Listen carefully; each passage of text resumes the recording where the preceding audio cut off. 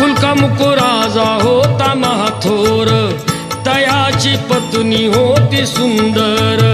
नदी किनारी एकदा त्यांनी घातली महापूजा दोघांनी.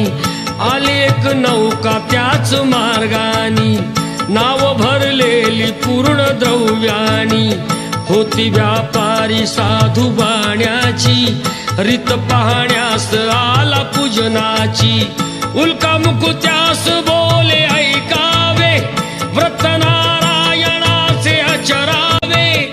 मनोइच्छित फळ मागावे, चरणी श्री हरीच्या लागावे.